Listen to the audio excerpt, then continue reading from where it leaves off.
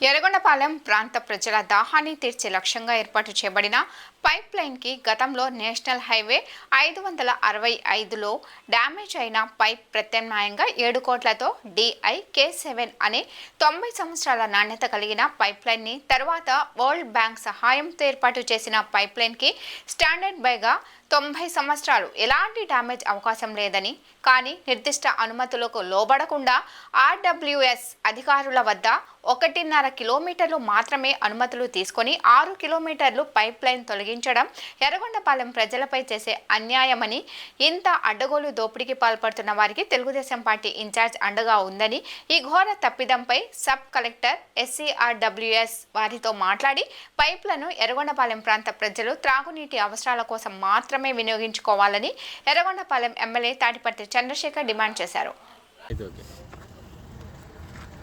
గుక్కెడు నీళ్లు లేక గొంతెండేటటువంటి ఎర్రగొండపాలెం నియోజకవర్గానికి తెలుగుదేశం పార్టీ అధికారంలోకి వచ్చిన తర్వాత చేస్తున్నటువంటి దుర్మార్గాలకి పరాకాష్ట ఈ పైప్ లైన్ తవ్వకం. దాదాపు ఒక్కొక్క పైపు 45,000 రూపాయలకు సంబంధించినటువంటి పైపు.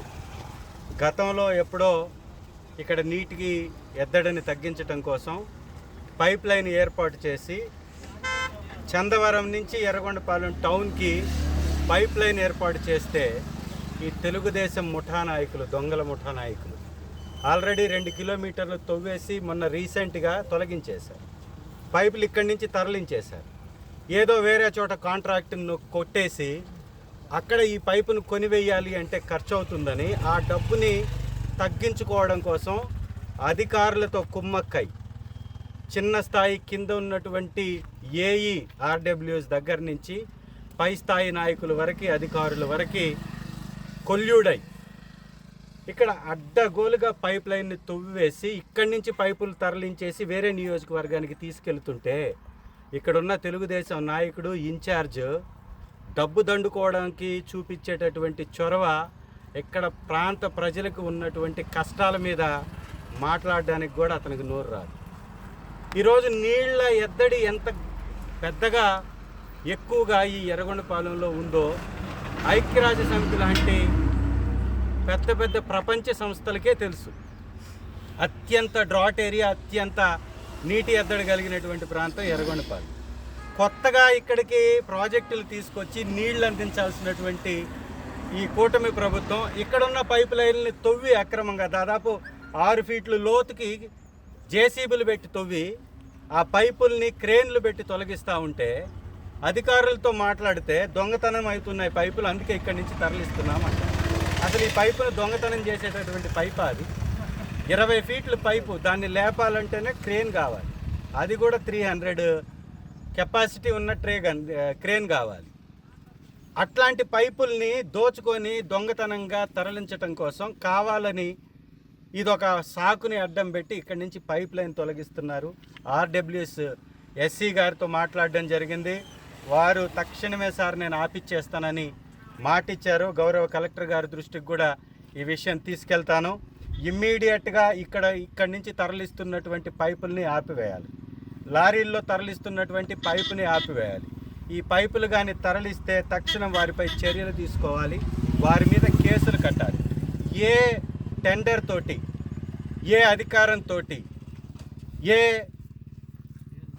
నాయకుడి యొక్క చొరవతోటి మీరు ఈ పైపులు ఇక్కడి నుంచి తొలగిస్తున్నారో ఇది బహిర్గతం చేయాలి.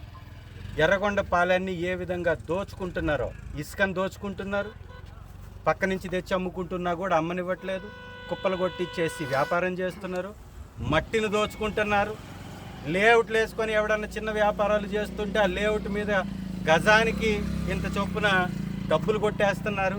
ఇవాళ ఏకంగా ఎంతగా బరిదెగించారంటే వీళ్ళు పోలీసు వారు ఉన్నారు కదా, వారిని బెదిరించి, వారిని అడ్డం పెట్టుకొని బెదిరించి ఏమైనా చేయొచ్చు అనేటటువంటి ఒక ధీమాతోటి అడ్డగోలుగా పైపులను తొలగిస్తున్నారు. ఇది అత్యంత దుర్మార్గం. ఇమ్మీడియట్గా అధికారులు దీని మీద చర్యలు తీసుకోవాలి. గౌరవ కలెక్టర్ గారు, గౌరవ SP గారు కూడా దీనిలో చొరవ తీసుకొని కేసులు కట్టి ఈ అక్రమార్కులు ఎవరో, ఏ హక్కు ద్వారా, ఏ టెండర్ ద్వారా ఈ రిమూవ్ చేయాలన్నా ఒక గవర్నమెంట్ వస్తువుని తీసుకెళ్లాలంటే ఒక ప్రక్రియ ఉంటుంది.